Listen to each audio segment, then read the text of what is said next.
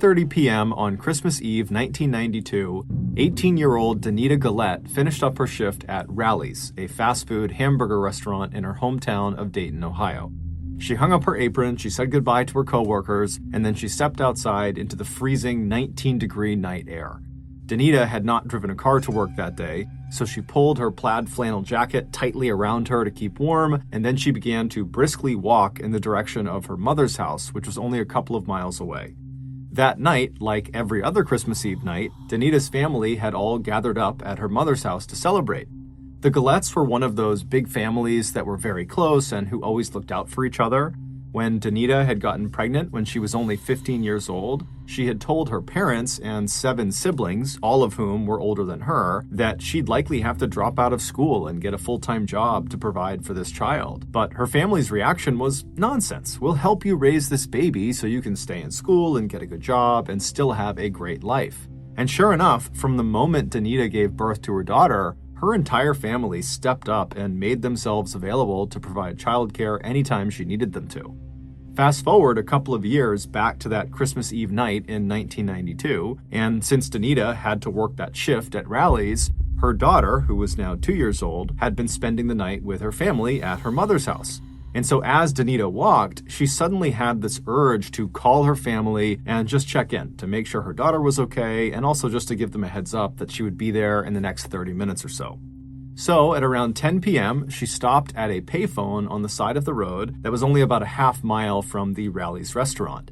She fished some coins out of her pocket, she put them into the slot on the phone, and then she dialed her mother's phone number. As the phone rang, Danita likely was thinking about how much fun it was going to be to see everyone that night. She also likely was looking forward to eating some of her mother's famous chili and cornbread that she always made around this time of the year. At Danita's mother's house, her whole family was sitting around in the living room chatting and having a nice time, just waiting for Danita to arrive. At 10 p.m., when the phone rang in the house, immediately everyone in Danita's family assumed it had to be Danita calling to let them know that she was off work and that she would be home soon. So when the phone was ringing, one of Danita's siblings, Rhonda, she jumped up and she excitedly ran into the kitchen and she pulled the phone off the receiver and she said, "Hello?" expecting to hear her sister's very happy voice on the other end of the line. But instead, she heard silence. Rhonda said, "Hello?" a few more times, but when she was still met with silence, she shrugged and put the receiver back into its cradle, and then she walked back into the living room and she told her family that no, it was not Danita, it must have been a wrong number. Danita's family would stay up for a little while longer waiting for Danita, but she never showed up, and they never actually spoke to her on the phone. Eventually, the family was so tired they decided to just go to bed for the night. They figured Danita must have gotten hung up at work, which was prone to happen, and so they would just have to wait until the next morning to celebrate the holidays with her. Around the time Danita stepped outside of the Rally's restaurant and began making her walk to her mother's house, Dayton, Ohio homicide detective Doyle Burke was finishing Christmas Eve dinner at his grandmother's house in the suburbs with his wife and their 2 young children. Like the Gullettes, the Burkes also liked to get together with family on Christmas Eve at Grandma's. But much as Detective Burke enjoyed the holidays, he'd been a homicide cop long enough to know that just about every week, at least one person got murdered in Dayton. And so chances were good at some point over the next couple of days, he'd be called into work. And sure enough, that Christmas Eve night, after they were done eating, his pager went off, and he looked at the incoming code and it said, "Call work immediately." When he looked up from his pager, he noticed his wife was staring at him. She knew the drill. She knew he would have to leave. When Detective Burke stepped away to call into work, he was told there had been a shooting on Neal Avenue. The victim had been found near a payphone located about a half mile away from the Rally's restaurant. Detective Burke said goodbye to his family, he hopped in his car, and he headed over to Neal Avenue. When he got there, he saw a ring of police cars and medical personnel all standing in a circle around this payphone. Burke parked his car on a side street and then he walked over, and when he pushed past the ring of people, he saw the victim on the sidewalk right underneath the payphone. It was a young woman lying in a pool of her own frozen blood. It was Danita Gullette. She had been shot 5 times at point-blank range, bullets striking her in the chest, the legs, and the hands. The pattern of wounds on her body suggested she'd tried to shield herself from the bullets, holding up her hands and turning her head away and crouching back like she was trying not to get hit. After she was lying on the ground, either dying or dead, whoever had attacked her ripped her plaid coat off, they took her sneakers off, and they took her backpack that contained only 50 cents. Scattered around her body were .25 caliber aluminum shell casings, which immediately stood out to Burke. That type of ammunition was distinctive. It was generally only used for target shooting because it was not a very powerful ammunition. However, obviously, it was still lethal at close range. Witnesses in the area said they had heard the shots ring out and then saw two young men carrying pistols running away from the payphone. Shortly after Danita's family had decided to just go to bed and see Danita in the morning, they heard a knock on the front door. It was Detective Burke telling them that their Danita had been murdered. They were beyond devastated. They couldn't understand why anyone would ever want to harm Danita. She was such a happy person who everyone seemed to love. They just couldn't understand who would do this. When Burke told the family that Danita had been killed near a payphone, and according to witnesses, her murder likely happened sometime around 10 p.m., as soon as the family heard this, they all thought of that strange, silent phone call that Rhonda had answered around 10 p.m. that night.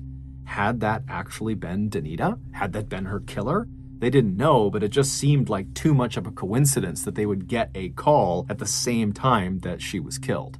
After leaving the Gullette's household and filing his report on Danita's murder, Detective Burke arrived back at his home just hours before dawn on December 25th.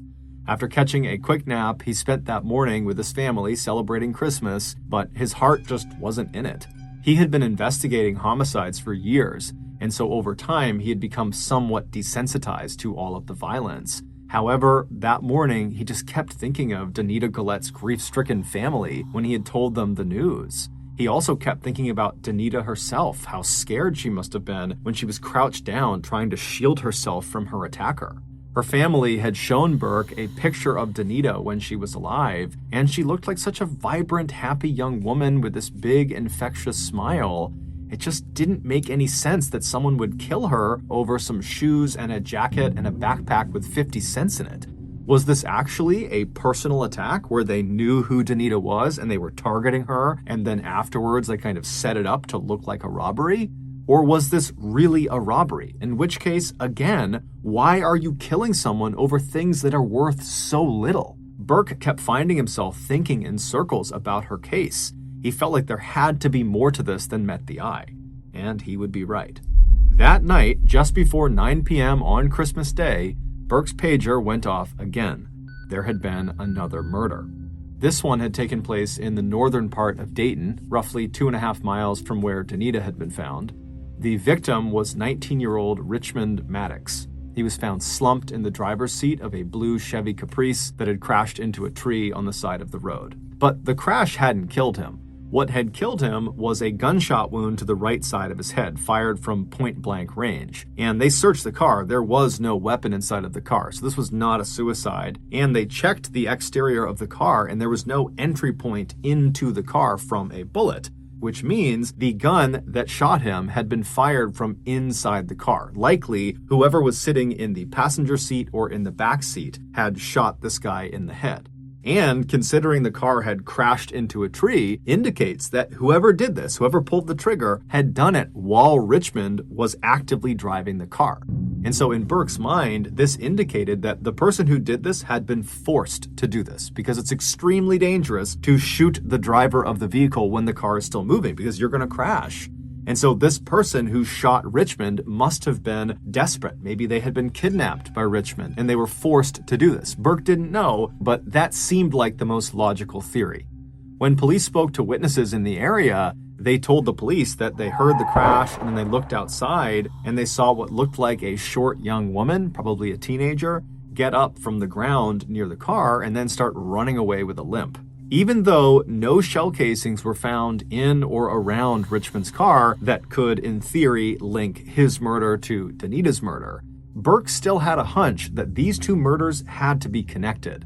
They had occurred less than 24 hours apart, so back to back, and the bodies were found less than a couple miles apart. And in Burke's experience working in homicide, coincidences rarely occurred. Things happened for a reason. And in Burke's mind, he's thinking, these murders are connected. I just got to figure out what the connection is. But Detective Burke's investigation into Richmond Maddox's death only seemed to further complicate things. Richmond's family, who were stunned at the news of his murder, had no idea who would want to kill him, or who the girl fleeing the scene could possibly be. The only girl in Richmond's life that the family could think of that might have been in the car with him was his ex-girlfriend, 16-year-old Laura Taylor, who they described as being very sweet and polite. But when Burke went to Laura Taylor's house on the morning of December 26th to interview Laura, he was in for a shock. Laura had apparently not been home in several days, and her parents were very worried. Hearing that their daughter's ex-boyfriend had been killed, they feared the worst, that something terrible had also happened to Laura. But before Detective Burke could even begin to process this new information, that now, in addition to 2 strange murders, he also now had a missing juvenile, who very well could be the key to solving what was happening, unbelievably, while he's thinking about all these different things, Burke felt his pager vibrate again. There had been another shooting, this time inside of a mini-market convenience store that was only 3.5 miles south of where Richmond Maddox had been found. This time, there were 2 victims. Both were still alive, but they were in critical condition. 38-year-old Sarah Abraham was a classic American success story. After immigrating to the United States from war-torn Ethiopia, she and her family worked hard and established businesses in the Dayton area that included a restaurant and a few convenience stores. The convenience store where this shooting took place was the location where Sarah spent the majority of her time. On the day after Christmas, while Detective Burke was speaking to Laura Taylor's family, Sarah Abraham said goodbye to her 3 young children and then headed out the door to go open the convenience store for the day. Once she arrived and she opened the store and went inside, a 71-year-old regular named Jimmy Thompson came in and he stood by the register to chat with her about the holidays, and then at some point a middle-aged man named Jones Pettis came inside as well, and he began browsing down one of the aisles. A few minutes later, a teenage girl came up to the register and tried to buy a pack of gum, but she was 5 cents short. Jimmy cheerfully reached into his pocket and gave her a nickel. She smiled, took the nickel, put it on the counter, and then she took the gum and walked out of the store. Then, a few minutes after the girl had left, 2 young men entered the store, each holding a pistol. Sarah and Jimmy immediately threw their hands up over their head, and Sarah told the gunman, take anything you want, we'll give you all the money we have, please just don't shoot us. One of the men barked at her to open the cash register and give them all of her money. And so with shaking hands, Sarah reached down and she opened the register, she pulled all the money out, she gave it to them, and then she kept her hands up. She had given them everything they had wanted. But for some reason, the man who had taken the money from her still raised his pistol up, he put it right in her face, and he fired 2 shots. One went straight through her mouth, and the other went through the top of her head. And then, after she collapsed to the ground, the men began shooting at Jimmy, but amazingly, they missed him despite being right in front of him. And Jimmy, who was thinking on his feet, immediately threw himself kind of over the counter and acted like he had been mortally wounded. And so the gunmen, believing Jimmy was down as well, they turned around and they began walking out of the store. But as they were leaving, they noticed Jones Pettis, who was trying to hide at the end of one of the aisles. And so they just fired at him, striking him in the hand and in the stomach. Then the 2 gunmen left, they hopped in a car, and they fled. Paramedics would rush Sarah Abraham and Jones Pettis to the hospital. Jones would survive, but Sarah would die from her injuries 5 days later. When Detective Burke arrived at the convenience store that morning, the other officers who were already on scene told him that Jimmy and Jones had not gotten a good look at the shooters. They just said that they were 2 young men and that they didn't recognize them. After being told this information, Burke stepped inside of the convenience store to have a look around. He was already operating on the idea that this attack had to be linked to Richmond Maddox and to Danita Gullette, because again, the proximity and time to the other murders was just too much to overlook. That couldn't be a coincidence. And sure enough, right as Burke stepped into this store, this hunch of his seemed to be confirmed, because on the blood-stained ground near the counter were several .25 caliber aluminum shell casings, the same distinctive ammunition type that was used in Danita's murder. At this point, Burke was fully convinced these murders had to be linked. But the victims didn't make sense. It would turn out none of the victims' families had ever heard of the other victims or their families. None of the victims worked together or went to school together or had any interaction at all. It just seemed like the victims were kind of random. But as Burke and his partners were discussing how these crimes could be linked, Burke got yet another call. There had just been an attempted shooting at a Dayton gas station. When Burke arrived, they found this hysterical woman named Kathy Henderson, who earlier had been putting air in the tires of her black 1989 Dodge Shadow. When two young men pull into the parking lot, they hop out of the car and they walk right up to her. They raise their guns at her, and then one of them says, "You're gonna die today." And then the two men just started shooting at her. And amazingly, she managed to not get shot and she was able to run to safety, but the two men stole her car. The bullet casings that were found at the scene of this crime were, unsurprisingly, the same distinctive aluminum variety. Clearly, whoever was behind all of these shootings was not showing any signs of slowing down. And so by now, these shootings in Dayton had attracted so much attention that it was not only all over the local media, but it was all over the national media. This was all anybody in the country was talking about, that there was just these rogue people running around Dayton shooting random people, and the police apparently couldn't stop them. And so panic was spreading like a wave amongst Dayton residents and surrounding areas. It didn't seem to matter who you were or what you were doing. Suddenly, everyone felt like they could be next. On the evening of December 26th, shortly after Kathy Henderson's carjacking was reported, Dayton Police Sergeant John Huber was in his patrol car cruising the northwest neighborhood of Dayton when an all-points bulletin came across his radio. The dispatcher said to be on the lookout for the 1989 Dodge Shadow that Kathy Henderson had stolen, and that if they found it, be advised because the occupants were likely the same people perpetrating all of these shootings all over town, and so they were likely armed and dangerous. Huber had developed a knack for finding stolen cars in Dayton. He knew where all the little cutouts were and back alleys were where people like to stash their stolen cars, and so he decided he would just go looking for the Dodge Shadow. And after only being on the hunt for about 20 minutes, he looked down a dark, quiet street just a mile away from where Danita had been killed, and he saw a black Dodge Shadow parked on the side of the road. When he drove up behind it, he saw it was empty, so he called the police station and asked them to run the license plates. And when they called him back, they told him that the plates did not belong to a black Dodge Shadow. They belonged to a blue Pontiac Grand Am, and that the Grand Am was registered to a 34-year-old man named Joseph Wilkerson. Sergeant Huber was confused and thought maybe he had given them the wrong plates, but then he noticed, parked a little ways down the road ahead of the Dodge Shadow, was a blue Pontiac Grand Am. And so on a hunch, Huber drove forward and he took down the Grand Am's license plates and he called back into the police station and he asked them to run those.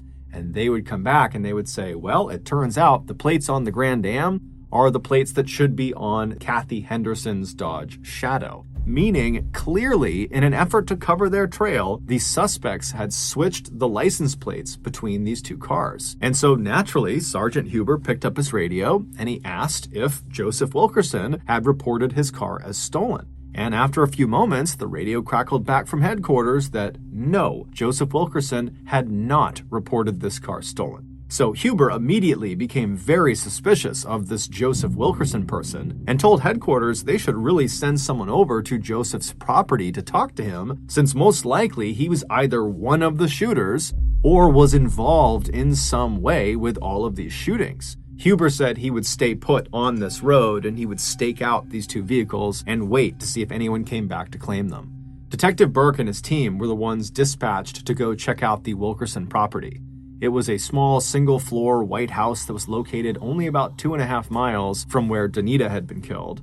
Burke opened the front gate that surrounded the property and he walked along the pathway up onto the front porch and he knocked on the front door, but there was no answer. Burke called out that, hey, it's police, you gotta open up, but there was silence in the house. Burke left the porch and walked around to the back of the house and knocked on the back door, but still no one came to the door.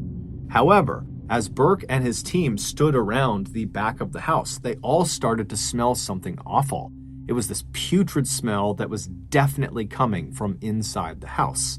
They didn't know what the smell was, but given the circumstances and frankly the urgency to figure out who is behind all these shootings, They decided this smell constituted potential foul play, and so they kicked in the back door and they made entry into the house. Immediately, the smell picked up tenfold. It smelled absolutely horrible inside this house. And just from a quick glance around the inside, it was very obvious this house had been ransacked. Somebody had robbed this house. All the drawers and cabinets had been opened. There was trash and clothing and random pieces of electronics all over the ground. And so the police, they have their guns out. They're scanning around the room and they're yelling out, "Police, if you're here, show yourself. We're coming in."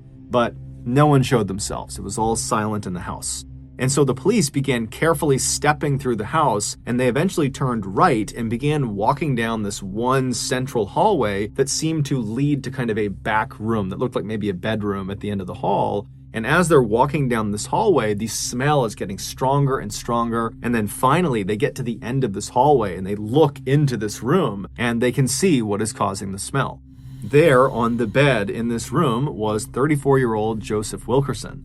His wrists and his ankles had been tied to the 4 posters of the bed with electrical wire, kind of putting him in a spread eagle position on his back. He had no clothes on, but he had a pillow over his chest and his head, and on the outside, on the top of the pillow, were 2 obvious scorch marks. Someone had clearly pressed a gun into that pillow and then fired 2 shots through it into Joseph's chest and his head, killing him. And from the look of his body and the smell, Wilkerson had likely been dead for at least several days.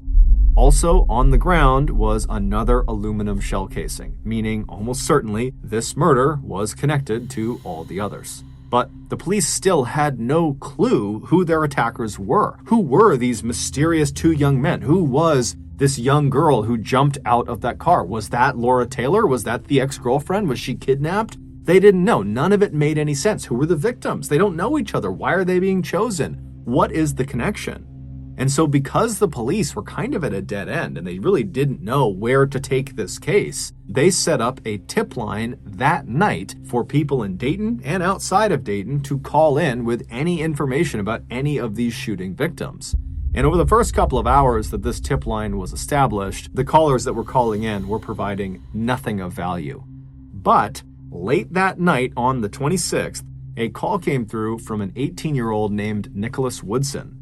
And based on the tone of his voice, it was obvious he was genuinely scared for his life.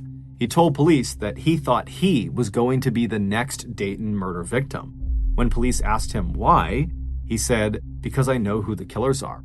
There's 4 of them, and I think they're planning to kill me next to keep me from talking to you." While the police spoke with Nicholas, Sergeant Huber was still hiding out in his patrol car, watching the Dodge Shadow and the Pontiac Grand Am from a distance. He was kind of hidden behind some trees. And at some point, he saw movement in an apartment building situated just opposite where these 2 vehicles were parked. 3 young people walked out of the building. They walked down the front steps out onto the road. And as they crossed over the road towards the 2 vehicles, they were illuminated by the streetlight, and Huber could clearly see there were 2 young men and a small young woman.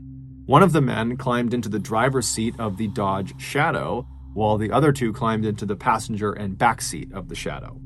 As the driver turned the Shadow on and pulled away from the curb, Huber radioed into headquarters that the vehicle was on the move and he needed backup right away, and then he too pulled away from the curb and began following them. After just 2 blocks, the Shadow stopped, and at that moment, Sergeant Huber sped up behind them with his lights on, and immediately the passenger door of the Shadow flew open and one of the 2 men took off running, but the other man and the woman stayed in the vehicle. Huber's backup had not arrived yet, so he couldn't worry about the runner. Instead, he stepped out of his car and stood behind his open car door to kind of use it as a shield, and he aimed his pistol at the driver and he yelled for them not to move.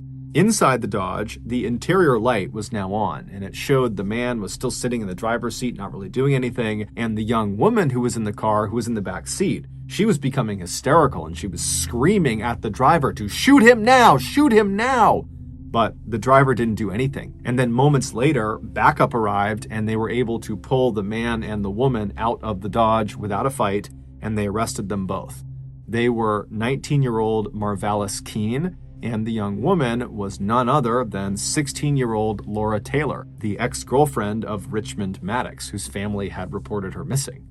The police searched the nearby buildings for the man who had run, and they quickly found him. He had gone back inside the apartment building that Sergeant Huber had originally seen the trio come out of before they got into the Dodge Shadow. The runner was 17-year-old DeMarcus Smith, and with him in the building he was attempting to hide inside of was 20-year-old Heather Matthews, and she was actively trying to hide DeMarcus. And so both of them were arrested as well. When all four of them were brought back to the station, the police noticed that Marvalis was wearing Danita's flannel jacket and DeMarcus was wearing Danita's sneakers. Additionally, while these four were being processed at the police station, a call came in from a team of police investigators who were searching the Dodge Shadow, and they would say that they recovered 2 guns, a .32 caliber Derringer pistol and a .25 caliber pistol that contained the same distinctive aluminum ammunition that was used in almost all of the murders. The police had just caught their killers, and they would soon find out they had done a lot more damage than the public was aware of. The police would interrogate all 4 of them that night, starting with Laura Taylor, who they thought would be the easiest to get information from because she was 16, so she was the youngest, and she was considered to be very kind and thoughtful. But Laura would remain silent for the entire long interrogation, and when she was asked at some point if she wanted to take a break to go use the restroom, she just stood up and urinated directly onto the floor and then sat back down again in silence. But Laura was the only one who acted tough. The other 3 talked, and before long, the police heard the whole awful story of what they had done. It all started back on the night of December 24th, Christmas Eve. Laura, Heather, and Marvalis were sitting around together talking about how they needed money. And at some point, Laura suggested they rob a guy she knew, Joseph Wilkerson. She said he probably had lots of nice things in his house, and I know he has a car, so we can take all of that. The other 2 liked the idea, and so Laura called Joseph and asked him if he wanted to be a part of an orgy with them, and Joseph said yes. So the trio walked over to Joseph's house, he let them in, and then the 2 girls and Joseph walked back into that back bedroom while Marvalis sat on the couch in the living room.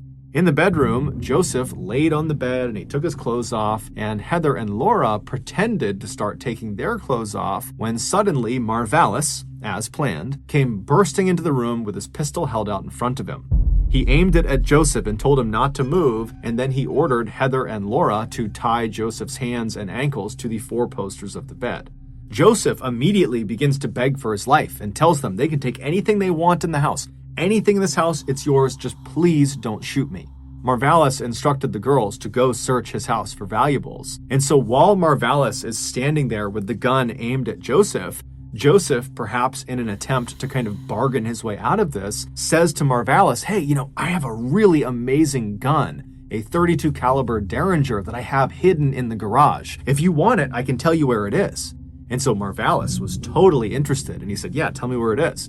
And so Joseph explained where to go in the garage, and so Marvalis left the room, he went into the garage, and he would eventually find this little gun, this .32 caliber gun. And then when Marvalis walked back into the bedroom with Joseph, he promptly walked over to Joseph, grabbed a pillow, he put it over Joseph's chest. Joseph is just looking up at him, wondering what he's doing. And then Marvalis took this new gun, this .32 caliber Derringer, and he pushed it into the pillow, so it was aiming straight down at Joseph's body. Joseph pleaded with him not to shoot him, but Marvalis pulled the trigger and he fired a shot through the pillow into Joseph's chest. Joseph began screaming, and then he made this guttural sound and his whole body began to shake. And so the other 2 girls, they heard the sound of the shot, so they came running back into the bedroom. And when they saw what was happening, they just stood there. And then Laura looked over at Marvalis and said, hey, can I shoot him too?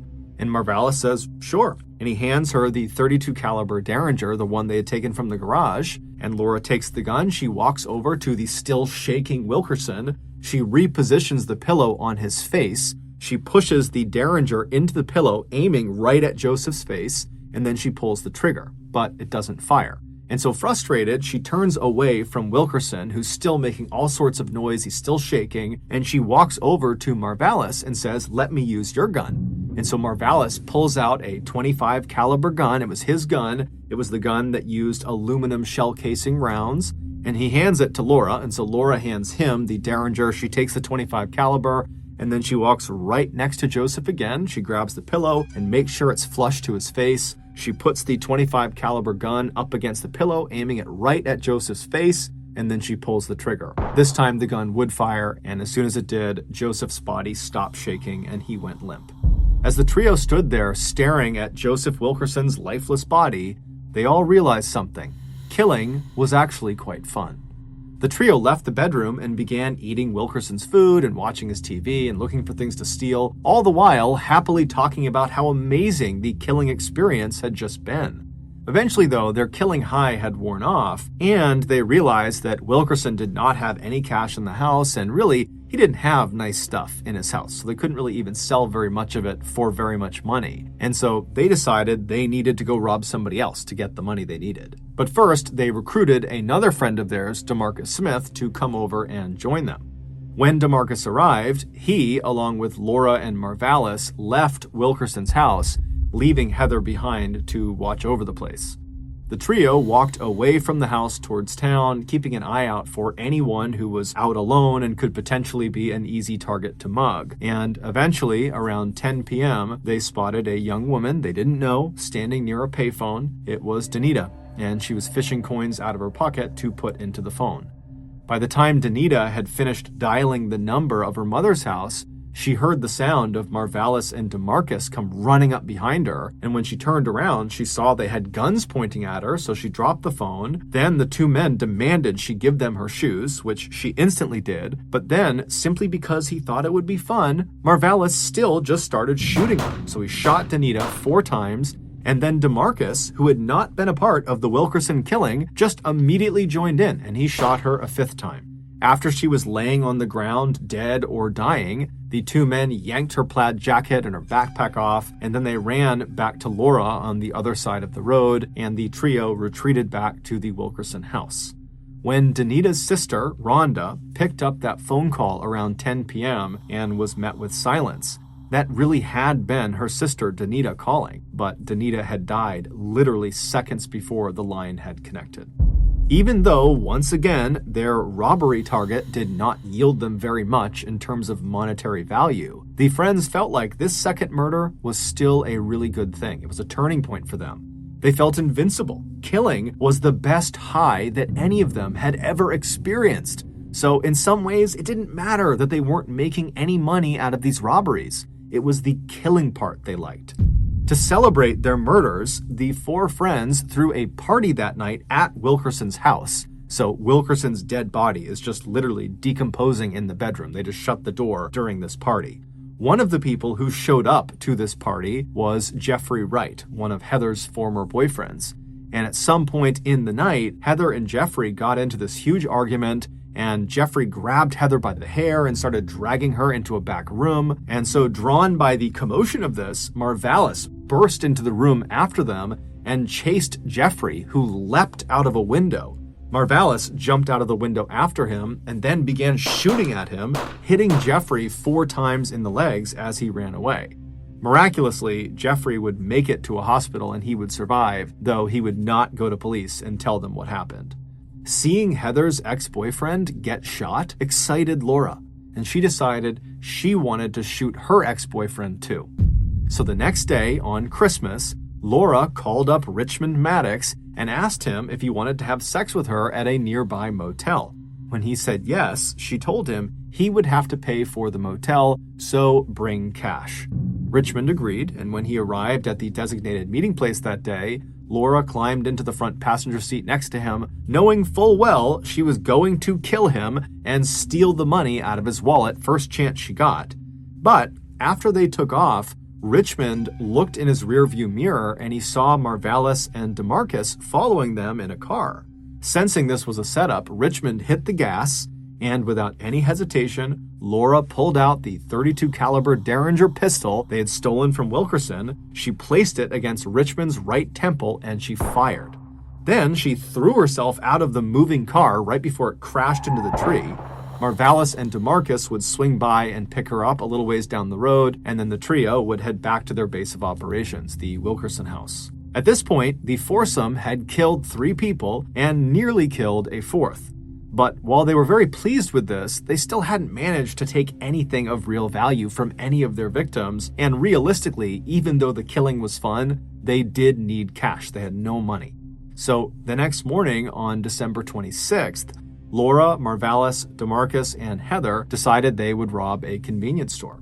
So they pulled up in front of Sarah Abraham's store, and while Heather, DeMarcus, and Marvalis waited outside in the car, Laura went in to scope the place out. After going inside and counting how many people were in there, although she counted wrong, she walked up to the counter to buy gum, but she was a nickel short. However, 71-year-old Jimmy Thompson gave her the nickel she needed, and so she bought the gum, she smiled, and she made her way out. When she walked back outside, she hopped into the car, and she told DeMarcus and Marvalis that it was just two people inside, the cashier and the man who had given her a nickel. She had not seen Jones Pettis, who was at the end of one of the aisles. So DeMarcus and Marvalis go inside the shop, and they hold Sarah and Jimmy at gunpoint, and after getting all the cash out of the cash register, which was only $40, the urge to kill became too much for Marvalis to control. And so he raised his gun, he aimed it at Sarah, and he shot her in the face. DeMarcus would attempt to shoot Jimmy, but he would miss, and then the pair on their way out would notice Jones at the end of the aisle, and even though he posed absolutely no threat to them, they shot at him anyways. After Heather drove them away from the convenience store, they stopped at a gas station for reasons we don't really know, at which point DeMarcus and Marvalis, they see this woman, Kathy Henderson, who's just completely minding her own business. She's putting air in her Dodge Shadow's tires, and they decide they're going to kill her too. So they hop out of the car, they walk over to her, and Marvalis literally says to her, "You're going to die today," and then he raises his gun and he begins shooting at her, as does DeMarcus. But amazingly, they miss her, and so she gets away. She does not get shot. And then they just steal her car.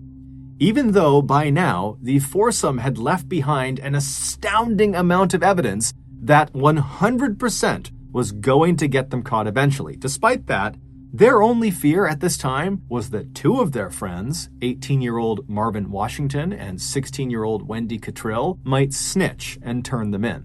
Marvin and Wendy had been present at that big party at the Wilkerson's house and had overheard the foursome talking about the murders, and the foursome knew they had overheard. But strangely, Wendy and Marvin were not the only people at that party who had overheard them. 18-year-old Nicholas Woodson was also at this party, and he overheard, and they knew he overheard. But for some reason, the foursome had identified Marvin and Wendy as the most likely to snitch. And so Marvalis confronted the pair about this, and he told them they would have to come along for the next murder to prove their loyalty and trustworthiness. And Wendy and Marvin agreed. And so that night, on December 26th, Marvalis and DeMarcus drove Marvin and Wendy out to the edge of town to this gravel pit. And when they got there and parked the car, Wendy and Marvin realized they were the next murder victims. They pleaded with Marvalis to let them go, that they wouldn't say anything, they promised, but he wasn't having it. Marvin eventually got out of the car and DeMarcus followed, and DeMarcus told Marvin to get on his knees, which he did, and then DeMarcus shot him in the back of the head, execution style. And so Wendy has seen this happen, so she knows she's next, and she begins screaming and begging for her life, and she grabs onto the inside of the car so as not to get pulled out. But DeMarcus comes back over to the car, he grabs her and starts pulling on her, and then Marvalis as well comes around and he grabs onto her too. And between the two of them, they're able to pull Wendy out of the car, at which point Marvalis told her to open her mouth. And eventually she would, and Marvalis put the pistol, the .25 caliber pistol, into her mouth, and he told her to bite the barrel. And then when she was biting the barrel, he pulled the trigger. The killers left the bodies where they fell and just hopped back in their car and headed back into town. Nicholas Woodson likely knew that Marvin and Wendy had just been killed for snitching. And so he's thinking to himself, I overheard them talking about the murders. What's stopping Marvalis and DeMarcus from killing me next? I know about the murders, and they know that. And so that was the point at which Nicholas would call the tip line and he would say, I know who the kid had been married to his boy's mother, but they had ultimately gotten a divorce. That year, Tom and his two sons were at this local chili cook-off in their neighborhood in Newport Beach, California, when Tom was looking out across the sea of people and he sees this stunningly beautiful woman he's never seen before, and he just finds himself staring at her. And he stares at her so long that this woman, she ends up noticing, and she looks up and kind of smiles and blushes and looks away, and Tom immediately is totally embarrassed because he just got caught staring at her. And so he decides, you know what, I gotta go over there and introduce myself. And so Tom, who's this totally ruggedly handsome, muscular guy with this incredible mustache, he strides across the lawn and he walks up to this woman and he introduces himself, and she is all smiles and she says her name is Jackie and she's 29 years old and she's single. And from that point onward, those two completely hit it off. They fell madly in love, and just a few years later, in 1989, they got married in front of 150 of their closest friends and family. And then after the wedding, Jackie moved in with Tom and his two boys. And even though the boys' mother was still alive, they began calling Jackie Mom, because Jackie not only lived with them, but also because she was so devoted to them, and she just was such a loving and kind person that it just made sense to do that. Also, Jackie, when she was 22 years old, she had gotten into this horrific motorcycle accident, and the internal damage that accident had done to her had left her unable to have kids of her own, something she had always wanted to do. And so when she had the opportunity to be these boys' mother, she really leaned into it. And so she was like this fabulous mother. So over the years, Tom and Jackie raised their two sons, and then in 2002, when the boys were all grown up, they left the house. Now, this was a sad moment for Tom and Jackie to suddenly be empty nesters. I mean, so much of their identity was wrapped up in being parents, and they were very close with their sons. But at the same time, they knew this day was coming, and they had actually been preparing for it for several years. They had been putting money aside every single year to prepare for when their sons left, because they wanted to time it so they could retire at the same time. And their idea of retirement was to go buy a yacht and just live on the yacht and sail up and down the California and Mexican coastline. Now, neither Jackie nor Tom were wealthy at all. However, they were very good at saving money, and they were very disciplined, and they could live frugally. And so over the past couple of years, they really had saved virtually every penny so they could afford to buy this yacht. And so finally, in 2002, when their sons do actually leave, Tom and Jackie, they sell their house in Newport Beach, California. And between the proceeds from the sale of their house and all this money they had set aside, they had enough to purchase this kind of beat up, old, small yacht. And so this yacht they named the Well-Deserved. Even though this yacht was by no means a glamorous yacht like you think of when you hear that word, Tom and Jackie adored this boat. And so as soon as it was theirs and they had docked it in Newport, they moved all of their belongings onto this boat because they're going to live on this boat. And then they began meticulously cleaning it and organizing it and upgrading it everywhere they could within their limited budget. And by the summer of that year, this boat was beautiful, both on the outside and the inside. It was very cozy and very clearly had the touch of Tom and Jackie. It was a home. And so for the next 2 years, Tom and Jackie, they lived the dream. They took that yacht and just sailed up and down the coast of California and Mexico, and they would watch these beautiful sunsets, and they would catch fresh fish, and they would drink cocktails together. I mean, they were really enjoying their retirement. Then, in 2004, they got some unexpected news. One of their sons told them that he was now expecting to be a father. And so this baby was going to be the first grandchild of Tom and Jackie, and they were so excited. Especially Jackie, because remember, she wasn't able to have kids of her own, and she just loved the idea of getting to be motherly again, and the idea of getting to hold this precious little baby. And so even though Tom and Jackie were absolutely loving living out on this yacht, they decided that the time was right to actually sell the yacht and then take the proceeds from the sale of the yacht and buy a house on land to be closer to their son and this grandbaby. So in November of that year, the Hawks place an ad in this fishing magazine for the sale of their yacht. They were asking for about $500,000. And very quickly after this ad went live, this young couple who had saved up some cash, they offered to buy it. Tom and Jackie were totally thrilled, and they called their two sons to tell them the good news news that they had this buyer and that in the next couple of days the sale would be finalized and then they would be in touch. And so the sons, they're expecting to get a phone call from Tom and Jackie any day, but a couple of days goes by and they haven't heard from them. And so the sons begin calling their parents, and their parents aren't picking up their phone. Now, Tom and Jackie were not the type to go any amount of time without being in touch with their family. And so this was very uncharacteristic.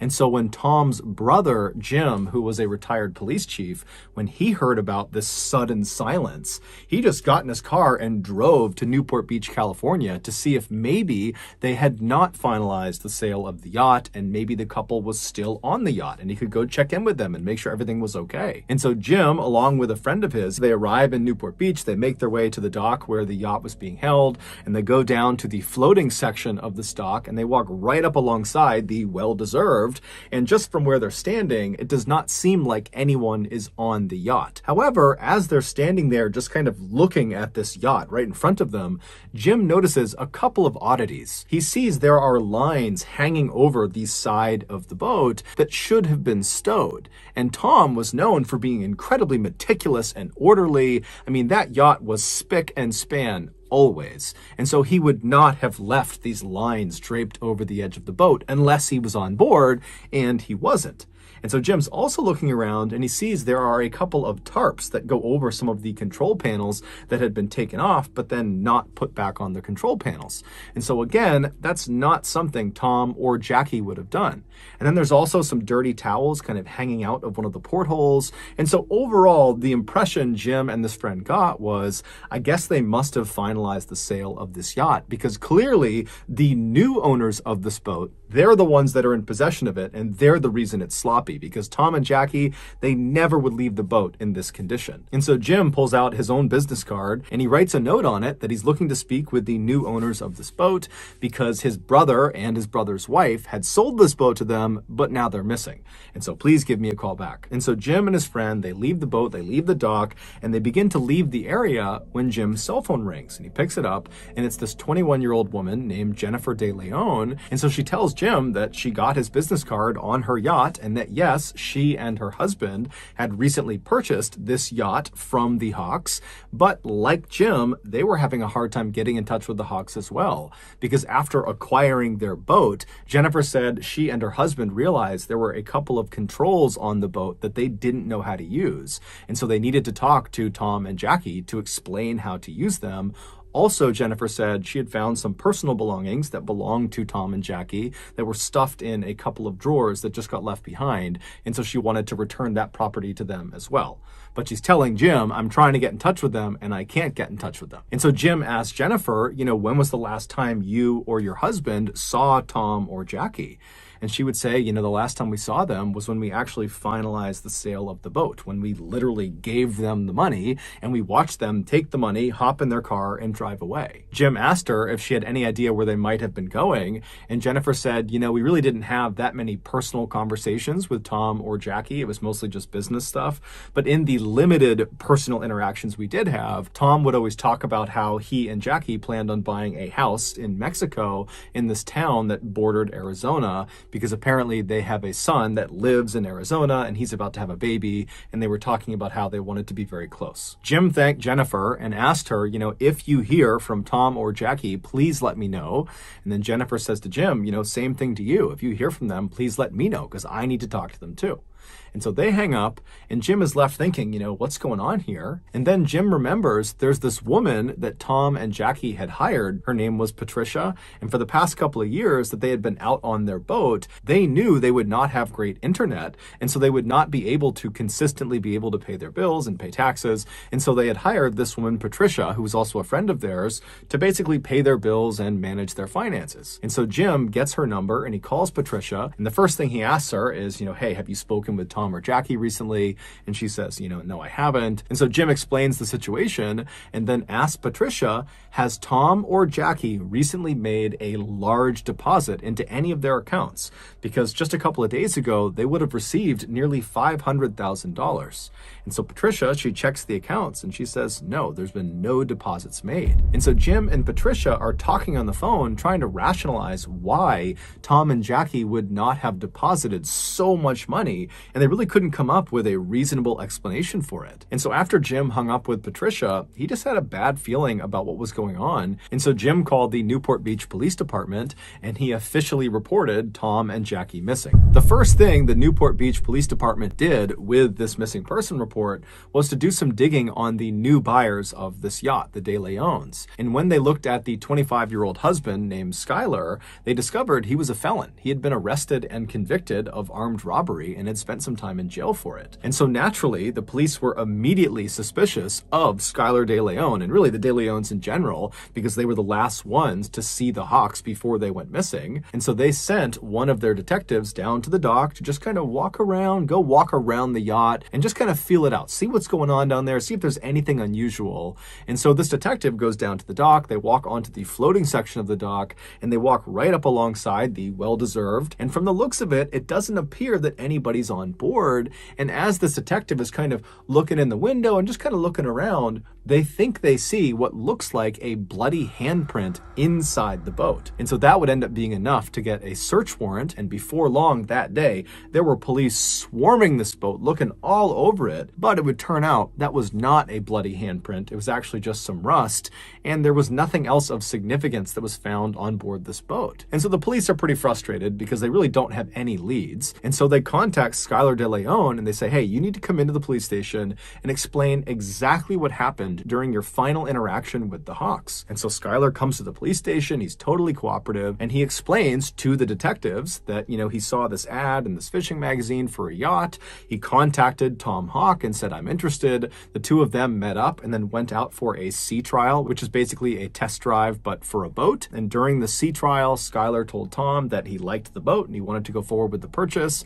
And so on November 15th, Skyler, along with his pregnant wife and his young daughter, and also a notary and another person, a friend of Skyler's that was there just kind of as a witness, they go to the parking lot of the dock right near where the yacht is. And then the Hawks show up, Tom and Jackie, and the De Leons literally hand over a suitcase full of cash to Tom, and then Tom and Jackie, with the notary, they signed the sale documentation, basically giving the boat over to the De Leons, and then Tom and Jackie took their suitcase full of cash, hopped in their SUV, and they drove off, presumably to go to Mexico. When the police asked Skyler, how were you able to afford such an expensive vessel, Skyler would tell them that back in the 1990s, he was actually a child star, or kind of. He was an extra on the very popular TV show Power Rangers, and from being on that show, he had made a bunch of money, and he had set it aside. And as Skyler is telling the detectives this, he kind of just stops himself at some point and he's like, you know what?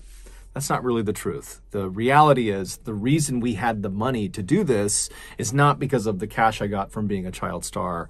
It's actually because I stole the money. It would turn out that armed robbery that Skyler was convicted for and spent some time in jail for, that was because he was stealing money from this drug kingpin. And before he was arrested and sent off to jail, he had managed to take the money that he had stolen and hide it. And then after he had gone to jail and got out again, he came back to his hiding space and he just retrieved the money. But this money was stolen drug money, so it was hot. And so he needed to get rid of it. He needed to launder the money. And so that was why he was buying this yacht. He was going to buy it with this dirty money in bulk, in cash, and basically transform this hot, dirty money into this yacht. And then he was going to sell the yacht and get clean money for it. And so the police are totally shocked at this confession because Skyler has just completely incriminated himself in a money laundering scheme. But the police would ultimately say to Skyler, you know what, we're not going to charge you with money laundering because you're being so forthright and helpful with this investigation. And so they let Skyler go. The police would go on to interview Skyler's wife, Jennifer, as well as the notary and also that other friend who had come along for that final sale of the boat who was there as a witness. And so the police interview all three of those people and they asked them, what was your final interaction with Tom and Jackie like? And they all described the same situation of seeing Tom and Jackie taking the suitcase full of cash and then signing the paperwork, hopping in their car and driving off. The only detail that seemed to differ amongst these four people who were there was the way Tom and Jackie were acting. Skylar made it seem like Tom was kind of anxious and paranoid about having all this money, whereas the notary said, Tom and Jackie seemed completely normal to me. After all the interviews with these people who had seen Tom and Jackie last, the police felt like they had kind of reached a dead end and just didn't know what to do next. And so they went to the media and asked them to put out a bulletin that had a picture of Tom and Jackie, as well as a picture of their vehicle, and it asked people to come forward if they had seen them. And sure enough, within a couple of days of this bulletin going out on TV, this older couple in Mexico called the police to say the Hawks SUV is right across the street from me right now. It's parked right on the road. And so naturally, the Mexican authorities, as well as American authorities, they rush to this location and they charge up to the house where this SUV is parked, and they're kind of expecting to find Jackie and Tom inside, or someone that at least knows Tom and Jackie. But when they knock on the door, this guy nobody recognized, someone who was living in Mexico, he comes up to the door and he's looking very confused, and the police ask him, whose SUV is that parked outside? And he said, oh, well, that's my friend's car. And they say, well, is your friend Tom or Jackie Hawks? And the guy's like, no, who's that? The car belongs to Skylar De Leon. This was, of course, the moment when the police realized Skylar was lying to them. He had told police the last time he had seen Jackie and Tom, they had hopped in their SUV and they had driven off. But clearly that was not the last time, because he somehow managed to acquire their car afterwards, and then he gave it to this random person in Mexico. So the police in Newport Beach, they used Skylar's money laundering confession on camera to bring him in. They arrested him on money laundering, and then with him in custody, they searched his home. And inside of his and Jennifer's house, they found all these things that belonged to the Hawks. Things like laptops and video cameras, things Tom and Jackie would not have left behind on the boat. But despite all this evidence connecting Skylar De Leon to the Hawks' disappearance, he maintained his innocence and said this was just a big misunderstanding. And then while he was in custody getting grilled by police, his wife, Jennifer, was also saying the same thing, that Skylar didn't do anything. She was even going on talk shows and talking about how this is just one big misunderstanding and Skylar had nothing to do with the Hawks' disappearance, that they are just as concerned about Tom and Jackie as everybody else is. But the police were not buying it. They knew Skylar knew something that he wasn't telling them, obviously. However, they weren't really getting anywhere interviewing Skylar. He was just kind of saying, look, I had nothing to do with it.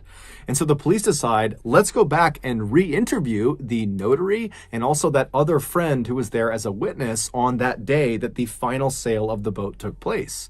And so they call the notary back into the police department, and the notary is this woman named Kathleen Harris, who's never gotten in trouble in her life, and she's been a very successful notary for a long time. And so she sits down, and they ask her again to describe her final interactions with Tom and Jackie. And once again, she says, yep, they came over, they signed the paperwork, they took their cash, they got in their SUV, and they drove off. But under follow-on, very intensive questioning by the police, Kathleen would finally break, and she would say, actually, I've never met Tom and Jackie in my entire life. I was paid up front in cash by Skylar De Leon to backdate those sale documents that had already been signed. I have no idea what happened to Tom and Jackie. Next, the police went out and got that friend who was also there at the time of the final sale, that witness. His name was Alonzo Mason. And so they bring him in and they ask him, what was your final interaction like with Tom and Jackie? And at first he stuck to the story that, they got the cash, they hopped in the SUV, they drove off, that's all it was. And the police stop him and they're like, we just spoke to the notary and she said she was lying. She wasn't even there. She had backdated those documents. So we know you're lying. And so as soon as Alonzo got caught red-handed, he began to clam up. And it was pretty obvious he did not want to say anything else. And since the police really needed something to happen with this case, they said to Alonzo, we will make sure your sentence is heavily reduced if you tell us everything you know about what happened to Tom and Jackie. And so Alonzo says, okay, I'll tell you. Alonzo was a young guy, very impressionable. He was in his early to mid-20s, and he was actually a jailer, and he had met Skylar when Skylar was in jail. He was in jail for that armed robbery. And so after Skylar gets out of jail, Alonzo and Skylar somehow stay friends, and they spend a lot of time together. And then in November of 2004, Skylar pulls Alonzo aside, and he confesses to him that he is in fact an international assassin, that people paid him to kill people, but only bad people, Skylar said. And he says to Alonzo, I have a current contract on two really bad people, Tom and Jackie Hawks, but I need help carrying this out. And so if you will help me carry out this contract, I will give you $1 million US. And so Alonzo's like, man, okay, yeah, I'll help you. And so on November 15th, Skylar, Alonzo, and a third man that Skylar had recruited to be a part of this job. He was this big, muscular, intimidating looking guy who was actually a longtime Southern California gang member. His name was John Kennedy. Those three, they show up at the parking lot of the dock not to finalize the sale of this yacht. They weren't even close to finalizing the sale. They were there to meet up with Tom and Jackie to do a sea trial, a test drive. But when Tom and Jackie arrive, Tom, who was a longtime probation officer and so was very used to being around felons and convicts, he immediately sized these three up and thought, bad news. And so when the two parties met each other in the parking lot, Skylar started to notice that Tom was definitely apprehensive about getting on a boat with them. In fact, Tom was talking about potentially rescheduling and that, today's not a good day. And Skylar's seeing, okay, they're clearly uneasy about getting on the boat with us. And so Skylar says, hey, Tom, Jackie, hold on a minute. I'm going to step aside and make a phone call. And so Skylar steps aside and he calls his wife, Jennifer, and she was not far away. And so just a couple of minutes later, Jennifer pulls into the parking lot carrying her little 1-year-old baby girl. And as soon as she walks over to this group, the dynamic completely changes. Jackie sees this baby and she immediately falls in love with it and she wants to hold the baby and she loves Jennifer. Jennifer is so sweet. And so Jackie seems very much at ease and Tom notices that. And so Tom begins to loosen up, and before long, Tom is saying to Skylar, you know what, guys? Today's fine. Let's do the sea trial. And so the group eventually begins to make their way onto the yacht, the well-deserved, to do the sea trial. And right as they're about to get on, Jennifer says, hey guys, I can't go on the sea trial. The baby's upset. I gotta go home. I'll see you guys when you get back. And at this point, Tom and Jackie, they've already committed to doing the sea trial. And so even if they were a little bit apprehensive going on this boat with just these three guys, they put their faith in the De Leons that this was on the up and up. So the two Hawks, along with these three men, they get on board the boat and they begin heading out towards open water. And so Tom was piloting the boat. And at some point when they were very far away from the dock and really any land in any direction, Skylar and John come up to Tom and they say, hey, we want to show you something down in the lower levels of the ship. And so Tom goes with them. They go downstairs into the bedroom. And while they're down there, Alonzo and Jackie were in the kitchen, which is right above the bedroom. And as they're standing there, Alonzo and Jackie suddenly hear this very loud commotion coming from the bedroom. Now, Alonzo knew what that was. It was Skylar and John attacking Tom. And so that was his cue. Alonzo leapt forward and he grabbed onto Jackie. And before Jackie could even figure out what was going on, he had thrown her to the ground, pulled her hands behind her back, and then he pulled out handcuffs that he had and he handcuffed her hands together. Sounds like Jackie's here, Alonzo's here, and then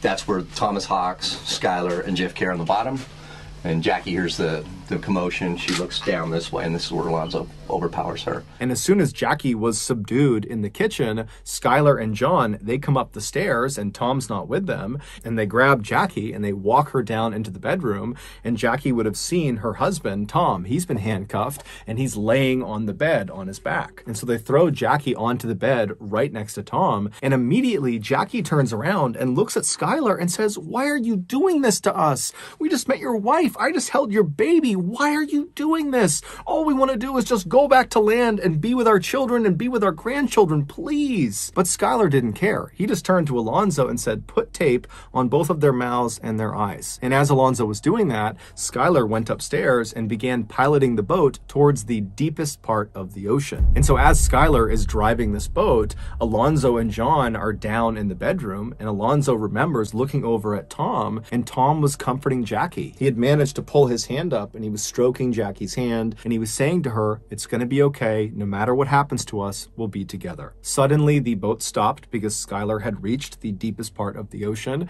and he called down to John and Alonzo to bring Jackie and Tom up onto the deck. And so Alonzo and John do just that. They march Tom and Jackie up the steps. They bring them out to the deck of the ship, and then Skylar forces them to sign the sale documentation for the boat, as well as had them sign additional paperwork that gave Skylar access to their bank accounts. And while they were signing these documents, Jackie actually misspelled her last name on one of the signature blocks. She left the S off of her last name. That's not something she would have done by accident. It's pretty clear she did that on purpose to signal to the future that she signed this under duress. After all these documents were signed, the three men led their two captives to the back of the boat. And then once they were standing at the back of the boat, Skylar tells Alonzo, in earshot of Jackie and Tom, to, "Hey, go to the front of the boat and get the anchor." And so Tom and Jackie, they know that whatever's going to happen to them next, it's not good. And so Jackie begins pleading with them to let them live, let them go back to land, let them see their grandchild. And Tom manages to shake his restraints from John, who was holding him, and he manages to kick Skylar really hard in the groin. But after that, John leapt on top of Tom and Jackie and subdued both of them. And then he positioned Tom and Jackie so they were sitting down back to back with their handcuffs connected to each other. And then Alonzo shows up dragging this heavy anchor, and he finally gets it all the way over until it's right next to Tom and Jackie, at which point Skylar grabs the long metal chain that came off of the anchor, and he felt around until he got to the very end of the chain. So not the side closest to the anchor that's attached to it, the far other side, the bitter end of this chain.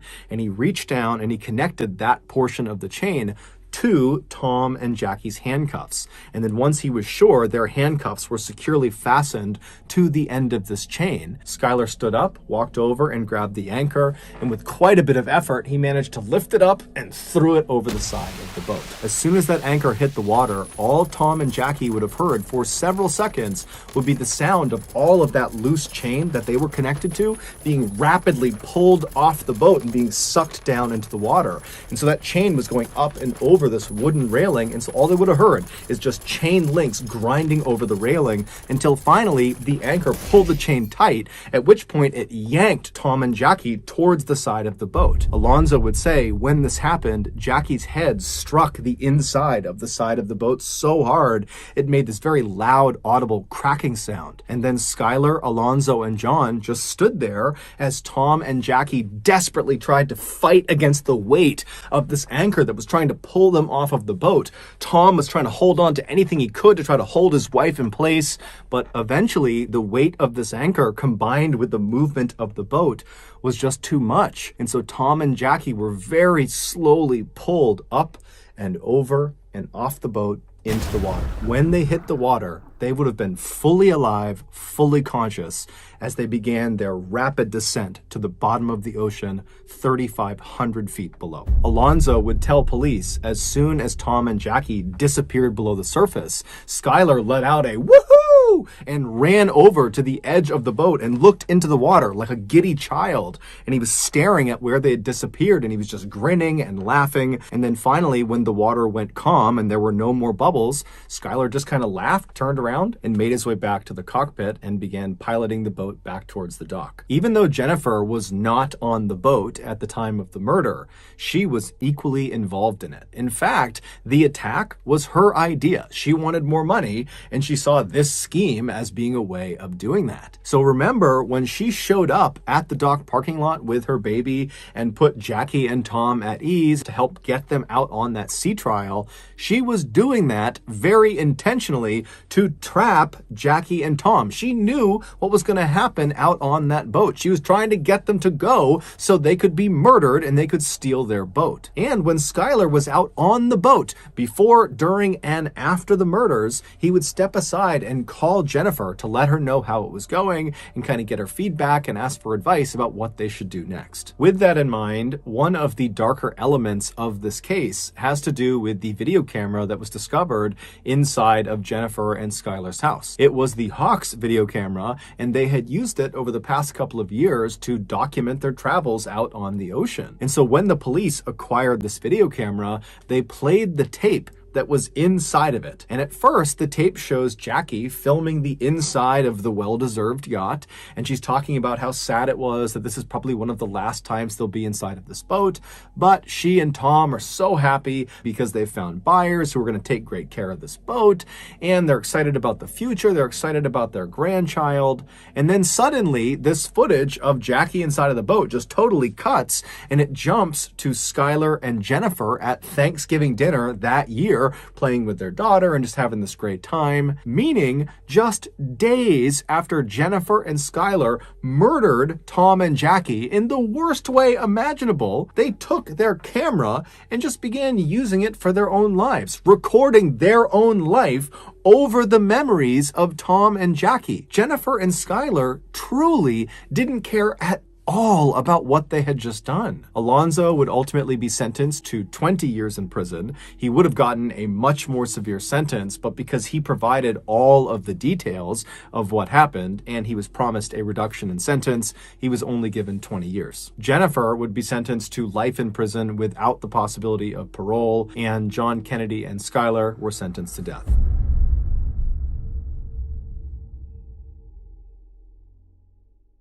So that's going to do it.